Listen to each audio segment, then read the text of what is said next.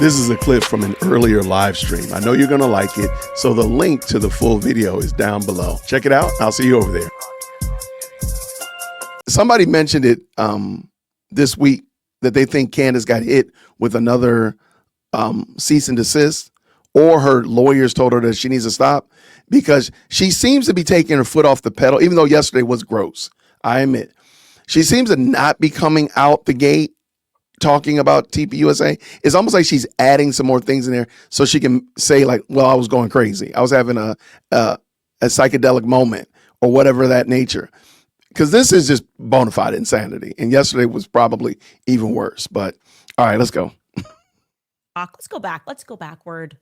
Backward. Let's recap the Muggle edition of what we were told, okay? The Muggle edition goes like this.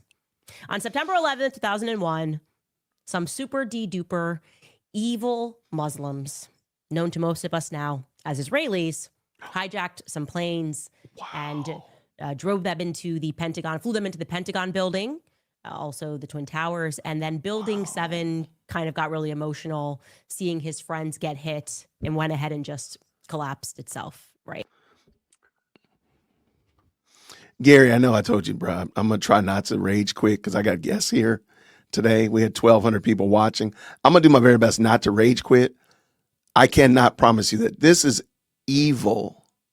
Yeah. Again, go ahead, man. Go ahead. I'm sorry. I was just going to say, and what she's doing here is she's undermining the credibility of some real, look, there are still some questions unanswered about 9/11. Absolutely. No questions about that we should discuss. And Building 7 is a real mystery. That being said, I'm not ready to throw out, there could be explanations that we just don't understand. The fact is we don't know. But what she's doing here is like, I want to believe every time she speaks, I'm like, you know what? I'm just going with the official narrative. I hate you so much. Right. I'm going to go with the opposite of whatever you say. But all joking aside, she's taking these very serious issues because she doesn't have any in-depth knowledge about any of these things.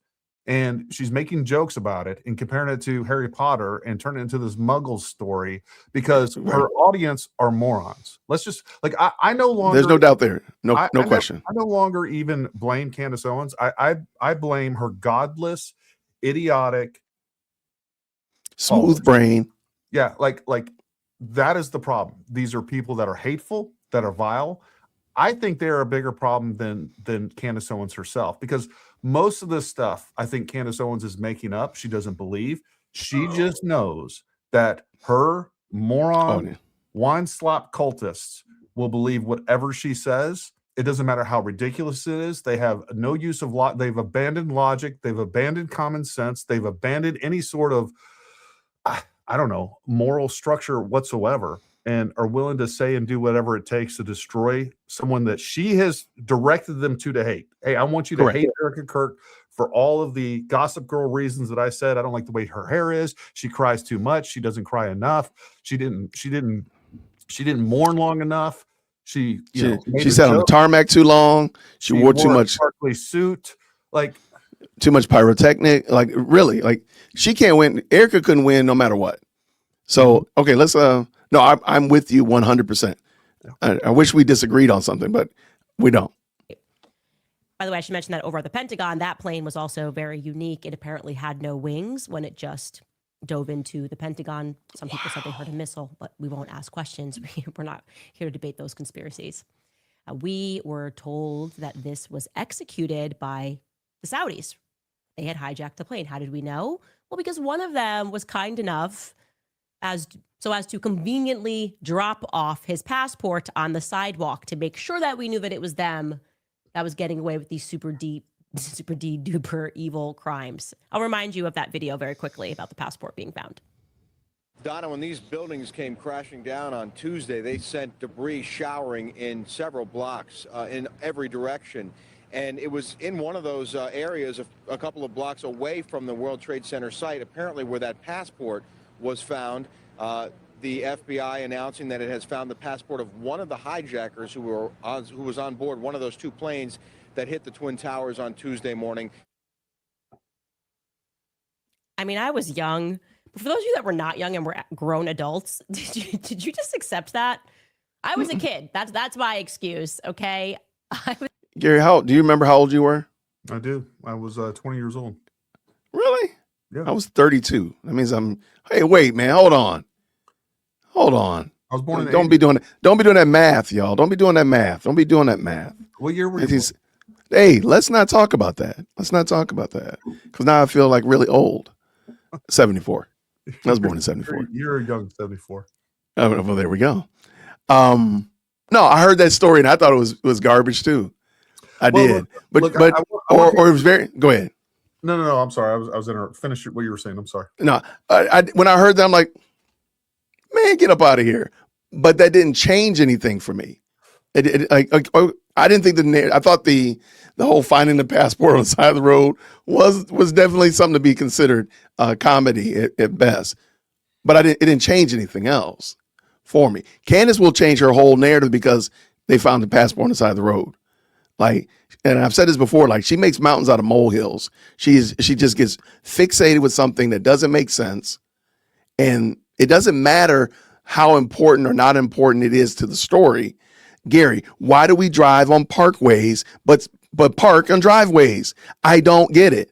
And she just keeps going and going and going and won't stop until you explain why we drive on parkways and drive and park on driveways. What she's really doing here is she's taking credible conspiracy theories because again, some of these I don't believe that a passport just happened to fall out of that either.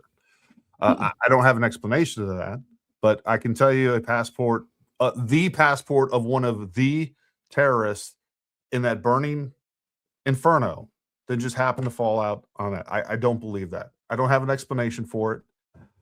There could have been more people involved. There could have been CIA involved. There could have been Al-Qaeda people on the ground involved. There could have been Saudi Arabian intelligence operatives involved in the ground. There's lots of explanations. But the problem here, what's really going on is she's taking credible conspiracies and she's trying to build credibility of her own BS, the stuff that makes no sense. Right. Like we don't have anything compare that instance to what's going on with the Charlie Kirk. Like there we go. That the French Foreign Legion killed Charlie Kirk, but you still haven't given us any evidence of that. So what she's saying is, okay, there is evidence. These are the conspiracies that are true. So therefore my conspiracy is true. Just like where I always hear people, well then, you don't think Charlie Kirk was killed by, I don't know, the CIA, the freaking French Foreign Legion. Oh, what about Martin Luther King or JFK? Oh my gosh. Because one thing is true doesn't make the other things true. That is a absolute fallacy.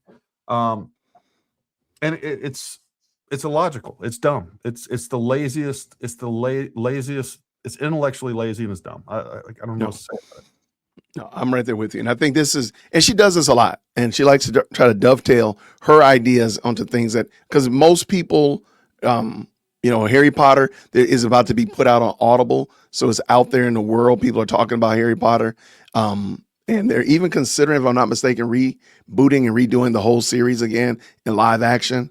There's been rumblings of that. So she knows there's audience and people are hearing and talking about Harry Potter. So she inserts her crazy story into the Harry Potter narrative, as well as credible conspiracies and credible questions from 9/11 to bolster and make her case, even though her case is flimsy on its face. It doesn't need Harry Potter. It doesn't need 9/11. She just wants it to try to bolster it up. But look, I bet she's doing market research on all this. I wouldn't doubt it. I bet she is actually paying for hey, out of my audience, what are some themes that resonate with them? Is it 9/11? Is it Harry Potter? Folks, this is so engineered and construed at this point, and if you can't see that, you're blind. I know you liked that episode. This is actually a clip from a larger live stream. The link is down in the description, so you can go check it out. I hope you enjoyed it, and I'll see you down there. Grace and peace.